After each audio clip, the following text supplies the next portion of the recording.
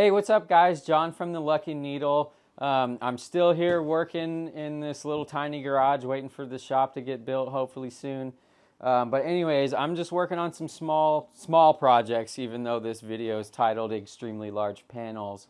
But what I wanted to show you guys today is some of the little tricks that I use when I'm having to deal with very large pieces of fabric and how to kind of manage it so you're not wrestling around with them as much. What I'm working on today is this really large, like square equipment cover so that the piece of equipment can be out in the rain, and it's got some zipper doors that fold up so you can access stuff, the equipment underneath the cover.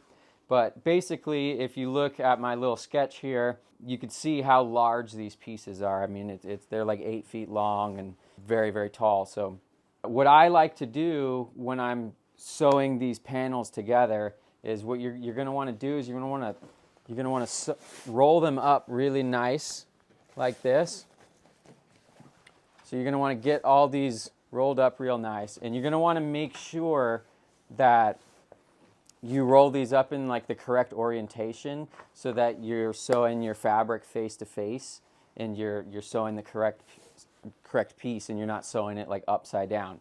And the reason for that, you don't just want to like go and roll it up in any direction, is because say I rolled this up the opposite direction. Well, then when I go to sew this, it's going to have to be like this, and then you're going to be fighting. This is going to be fighting you the whole time. Whereas if you have it where it's laid down like that, it's not going to be trying to roll away from you. It's going to be a lot easier.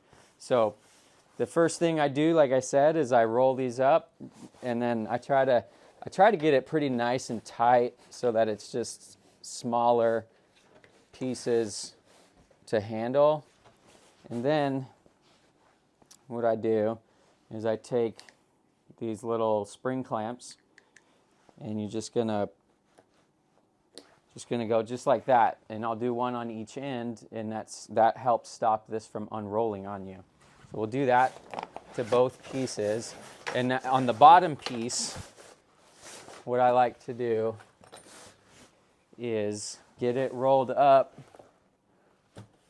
You don't want these rolled up exactly the same amount, right? Because otherwise they're going to be laying on top of each other, and then you're going to be fighting them because they're going to be trying to roll off of each other, and it's going to be, a lot more difficult. So we'll get this one rolled up nice and tight.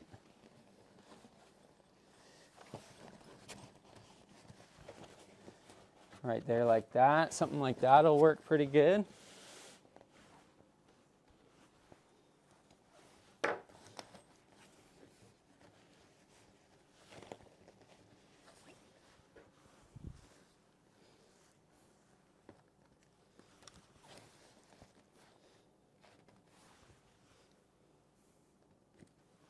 And then I'm going to come around to the other side. I'm going to clamp those up, and then I'm going to show you kind of some little tricks on how you handle this large piece as you're feeding it through the sewing machine. All right, so we're just going to do the same exact thing on this side. And then we're going to be ready to get ready to start sewing. One thing with these long pieces like this that I like to have something behind me. Since we're in the garage right now, we're using this washing machine, which is in the way most of the times, but today it's helping out. So what I like to do is just bring these back here like this. And the reason why I like to have something back here to hold these up for me is because if you're trying to feed these through, it's going to be flopping down. You're going to be wrestling around with this whole big, tube of fabric, and it's going to be getting in your way. You can use literally anything, a rolling toolbox, or stack something up, or a table.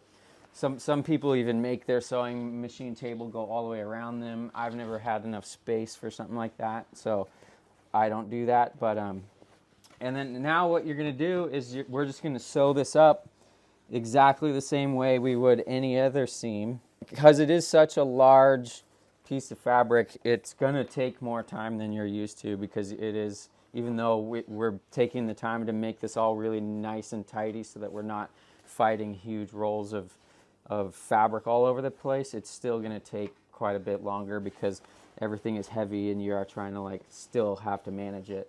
And another thing too is I typically like to have my seat a little farther off to the side instead of normally where you're like centered up, just because the fabric's so long, your body's going to be in the way and it's going to be pushing all of this out that direction, making it even more difficult to sew up.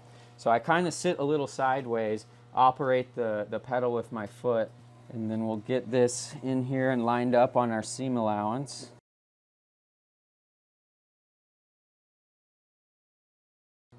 And then we'll start to sew this, do our lock stitch.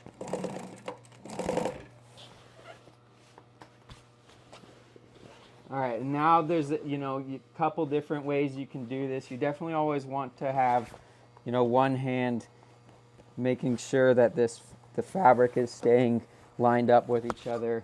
Sometimes it's easier to hold it like this.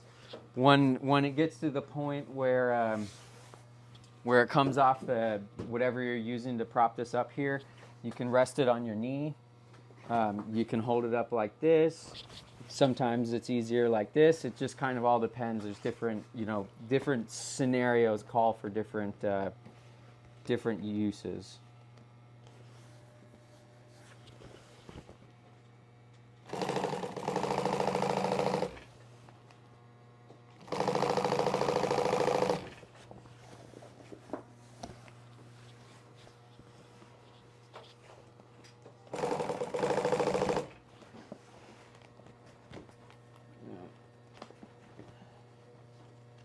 So right here, it's just getting caught on my table because the sewing machine isn't exactly squared up to the layout table here. So something I need to fix in the future.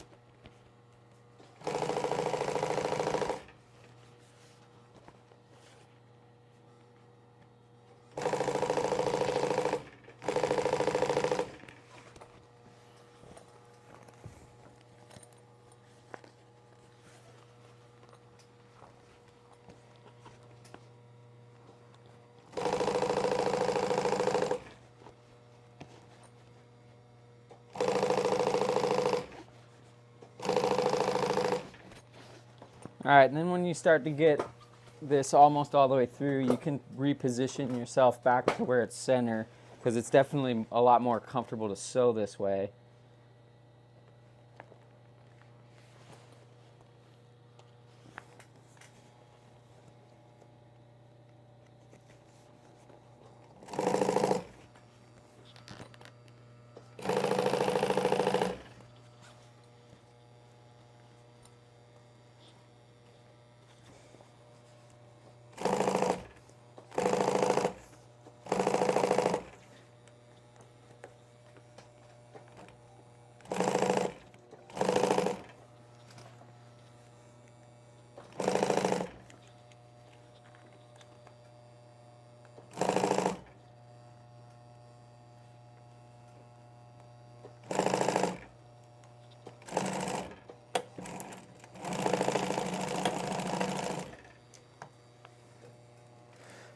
All right, so there, now you got your seam, this long seam sewed up.